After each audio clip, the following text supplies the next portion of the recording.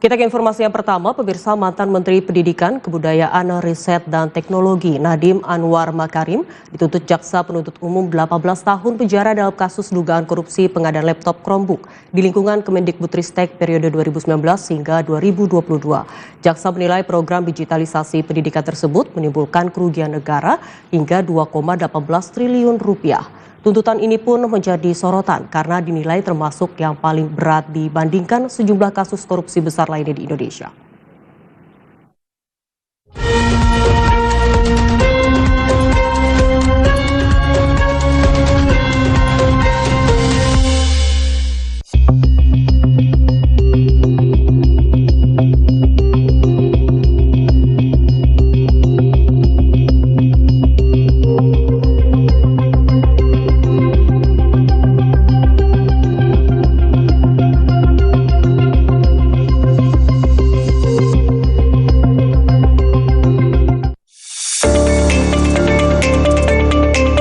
Sidang tuntutan terhadap mantan Menteri Pendidikan Nadiem Makarim berlangsung di Pengadilan Tindak Pidana Korupsi Jakarta. Dalam persidangan, jaksa penuntut umum membacakan tuntutan 18 tahun penjara terhadap Nadiem Makarim dalam kasus dugaan korupsi program digitalisasi pendidikan melalui pengadaan laptop Chromebook dan Chrome Device Management periode 2019 hingga 2022 yang diduga menimbulkan kerugian negara mencapai 2,18 triliun rupiah. Jaksa menilai terdakwa menyalahgunakan kewenangan dalam penentuan kebijakan pengadaan yang seharusnya ditujukan untuk mendukung transformasi digital pendidikan nasional. Selain pidana penjara, jaksa juga menuntut uang pengganti mencapai 5,67 triliun rupiah, yang apabila tidak dilakukan akan diganti menjadi hukuman penjara 9 tahun lamanya. 2. Menjatuhkan pidana terhadap terdakwa Nadiem Anwar Makarim oleh karena itu dengan pidana penjara selama 18 tahun dikurangi selama terdakwa berada dalam tahanan sementara dalam perintah terdakwa segera ditahan di rumah tahanan negara. 3. Menjatuhkan pidana terhadap terdakwa Nadiem Anwar Makarim sejumlah 1 miliar rupiah yang wajib dibayar dalam waktu 1 bulan setelah putusan pengadilan hukum tetap dengan ketentuan apabila denda tidak dibayar dalam waktu 1 bulan setelah putusan hukum tetap, maka kekayaan atau pendapatan dalam asita dan negara berjaksa untuk melunasi pidana denda yang tidak dibayar tersebut. Apabila penyitaan kepada kekayaan atau pendapatan tidak cukup atau tidak dimungkinkan untuk dilaksanakan, maka diganti dengan pidana penjara selama 190 hari. Tuntutan 18 tahun terhadap Nadiem pun langsung memunculkan perbandingan dengan sejumlah kasus korupsi besar lainnya di Indonesia. Seperti dalam kasus Tata Niaga Timah yang menjerat Harvey Muiz, nilai kerugian negara yang disebut mencapai 300 triliun rupiah. Namun, pada sidang tingkat pertama, Harvey hanya dituntut 12 tahun penjara dan sempat divonis 6,5 tahun. Dibandingkan dengan perkara-perkara tersebut, tuntutan 18 tahun terhadap Nadiem dinilai menjadi salah satu yang paling berat untuk kategori korupsi birokrasi dan pejabat negara. Bahkan usai sidang, Nadiem Makarim menyampaikan kekecewaannya. Menurutnya, kenapa tuntutan yang ia terima lebih besar dari kejahatan pembunuh atau teroris? Saya bingung. Kenapa? Kenapa tuntutan saya lebih besar daripada pembunuh? Penuntutan saya lebih besar daripada teroris. Nah, ini mungkin adalah karena di dalam alur persidangan ini sudah terang benderang bahwa saya tidak bersalah. Tetapi karena takut saya bebas, angka yang begitu tinggi dilemparkan kepada saya. Dan yang lebih menyakiti hati saya, dan ini hal yang saya tidak mengerti karena saya sudah mengabdikan diri saya 9-10 tahun kepada negara ini, bahwa ada uang pengganti. Jadi tidak cukup saya dimasukkan ke penjara.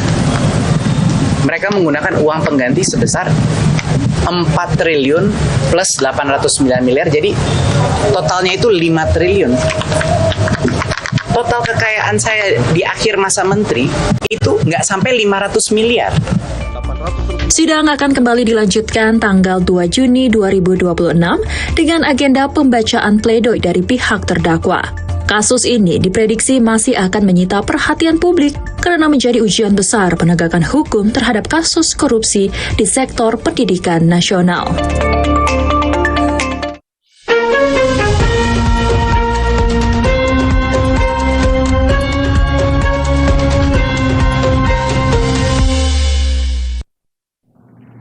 Dan pemirsa, tuntutan 18 tahun penjara terhadap mantan Mendikbudristek RI Nadiem Makarim dalam kasus dugaan korupsi pengadaan laptop Chromebook menjadi sorotan publik. Selain karena nilai kerugian negara yang mencapai 2,18 triliun rupiah, besarnya tuntutan jaksa juga dinilai tidak biasa jika dibandingkan dengan sejumlah kasus korupsi besar lainnya seperti kasus timah hingga Duta Palma.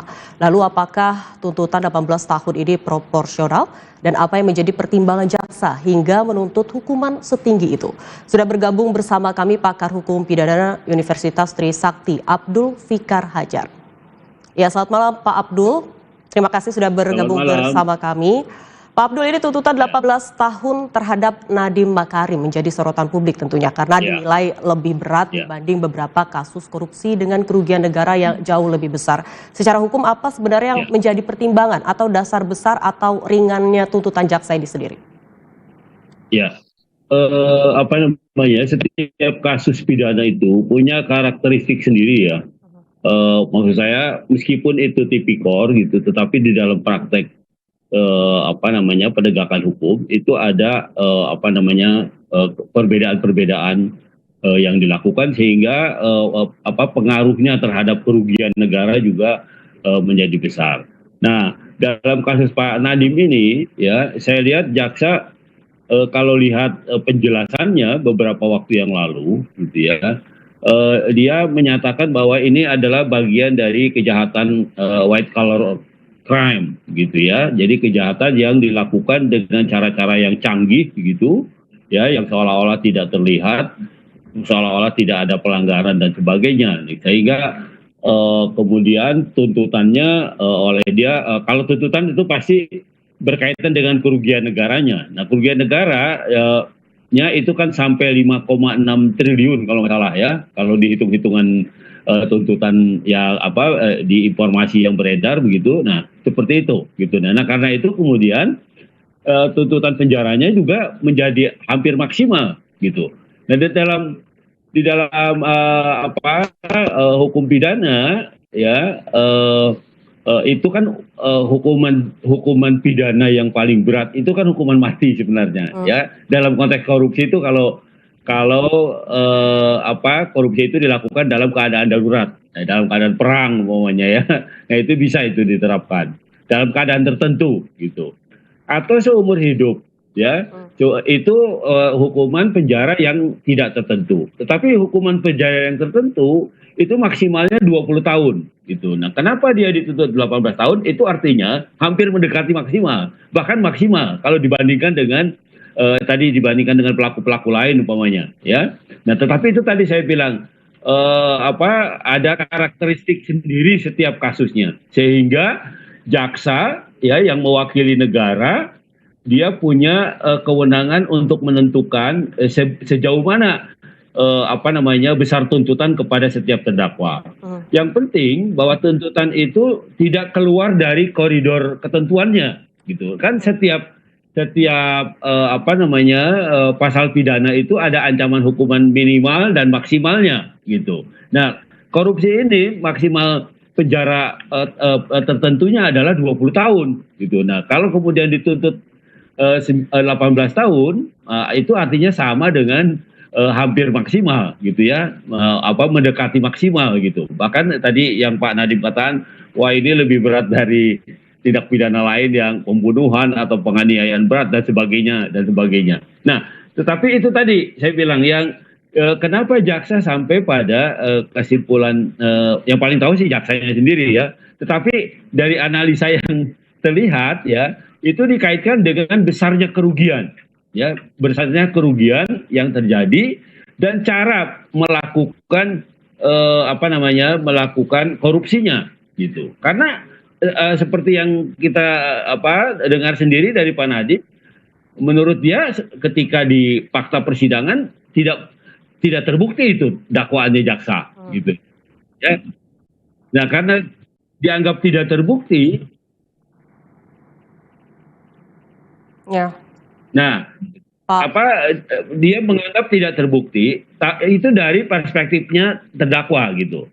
Tetapi dari perspektif penuntut umum gitu ya, itu dianggap terbukti gitu, dianggap terbukti dan memenuhi unsur-unsur dari surat dakwaan yang dikemukakan. Nah, karena itu kemudian dituntut begitu tinggi gitu ya, yang juga pasti mengagetkan banyak orang gitu ya, dengan tuntutan denda 5,6. ini saya terganggu nih, Mbak. Itu ada yang masuk lagi.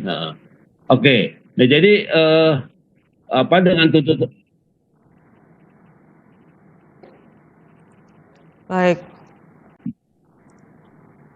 dengan tuntutan tinggi ya, karena dianggap kerugian negaranya juga begitu tinggi. Kerugian negaranya juga begitu tinggi. Nah, karena itu kemudian tuntutannya juga menjadi tinggi.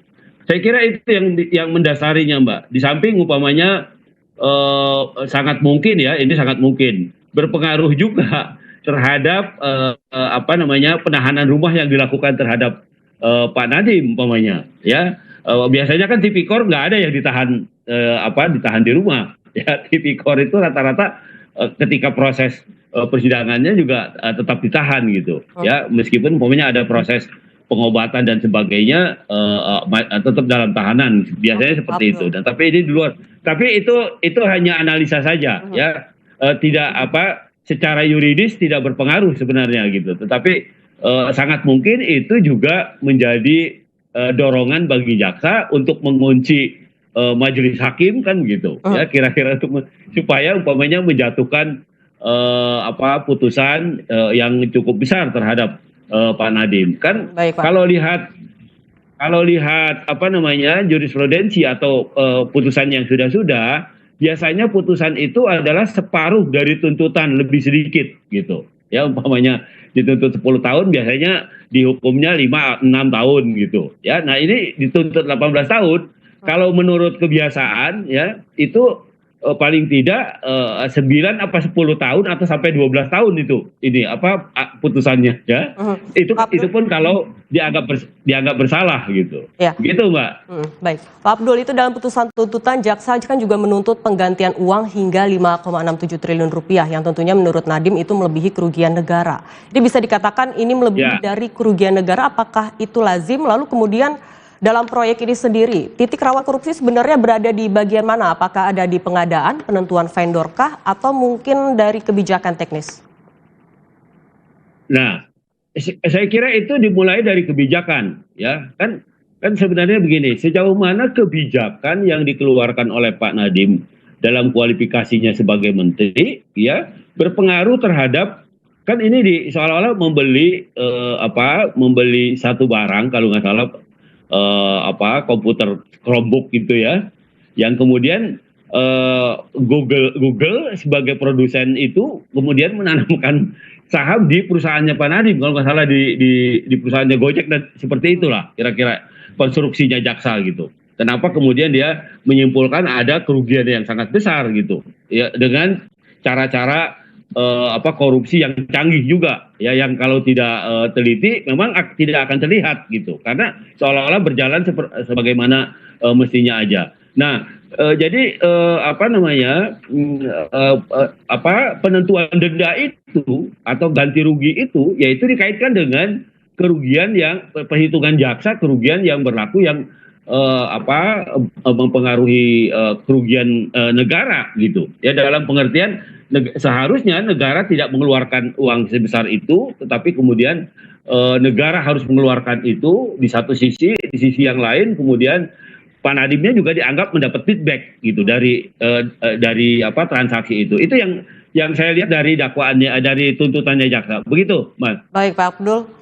Kalau kita tarik ke belakang, sempat ada kasus korupsi yang di mana sama-sama tidak ada bukti dalam tuntutan jaksa begitu, dan kemudian mendapat abolisi dari presiden. Akankah nantinya Nadiem sendiri juga mendapatkan kesempatan yang sama? Apakah itu bisa terjadi, Pak? Sangat bisa ya terjadi, karena gini, di dalam negara hukum ya, presiden itu kan punya 2 jabatan ya, punya 2 jabatan sebagai kepala pemerintahan, presiden sebagai kepala pemerintahan, dan presiden sebagai kepala negara.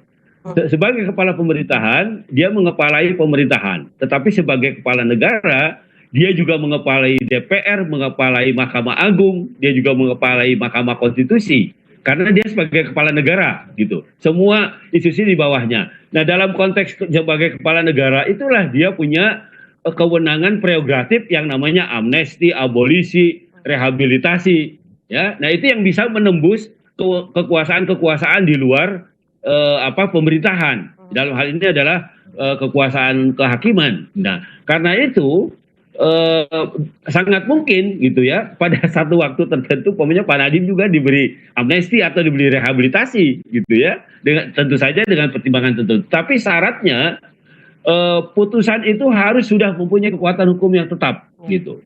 Artinya nggak bisa sekarang ya, sekarang ini baru, apalagi sekarang ya baru tuntutan gitu. Kalaupun nanti ada putusan pengadilan negeri, kalau Pak Nadiem tidak puas dia banding, itu belum bisa juga diterapkan prerogatifnya presiden gitu ya. Nah, tapi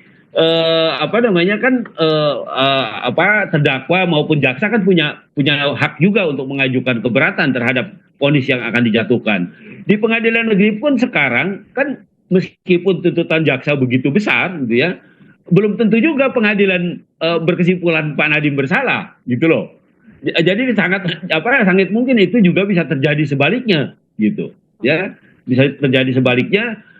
Tetapi kalau melihat rentetan kasus sebelumnya yang menimpa staf khususnya ya,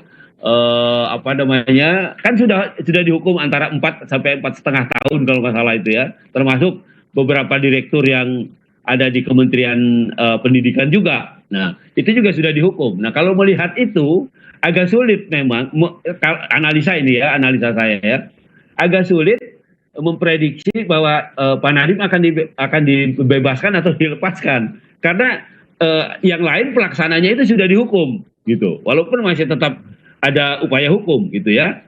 Nah, itu tadi, jadi sangat mungkin pengadilan ini kemungkinan selalu dua ya, membebaskan dalam pengertian menganggap tidak terbukti tindak pidananya gitu ya, atau menghukum gitu karena terbukti gitu. Pak Abdul, gitu, terakhir, apa pesan yang ingin ditujukan kejaksaan sebenarnya melalui tuntutan tinggi dalam kasus ini? Ya, saya kira ini tidak ada pesan khusus ya, dalam pengertian hati-hati ya para koruptor. Kalau Anda korupsi lagi akan dituntut besar ya. Buktinya kasus yang lain kan juga tidak sebesar tuntutan pada Pak Nadiem juga kan begitu ya. Nah, saya kira bukan itu pesannya. Pesannya adalah bahwa menurut saya lebih aspek lebih aspek bukan kerjasama ya, tapi bisa juga mungkin jaksa menganggap dalam penegakan hukum ini tidak ada kerjasama gitu ya, kerjasama sehingga kemudian jaksa marah gitu ya, marah dalam tanda kutip ya, bukan marah dalam pengertian yang biasa gitu, tetapi secara profesional gitu, secara profesinya dia merasa proses ini dientengkan gitu, dianggap enteng gitu. Nah, sehingga kemudian dia membuat satu tuntutan yang mengagetkan banyak orang gitu ya. Nah, termasuk itu tadi saya bilang terdakwa korupsi bisa ditahan rumah, bisa ditahan di luar. Nah, itu juga menurut saya jarang terjadi gitu ya, kecuali memang pada mereka yang sakit parah dan sebagainya gitu. Nah, ini yang saya kira menjadi faktor-faktor yang kenapa jaksa kemudian mengajukan tuntutan yang begitu berat. Begitu, Mbak. Baik, Pak Abdul, ini di akhir dialog ini tentunya kita berharap proses hukum dalam yang menyeret mantan Mendikbudristek Nadiem Makarim sendiri dapat berjalan secara adil, tentunya transparan dan objektif begitu ya, Pak ya. Kita juga akan terus mengikuti perkembangan kasus ini, termasuk mendengarkan jawaban dari pihak terdakwa pada sidang nanti tanggal 2 Juni. Dan Pak Abdul, terima kasih atas waktunya dan selamat istirahat. Oke.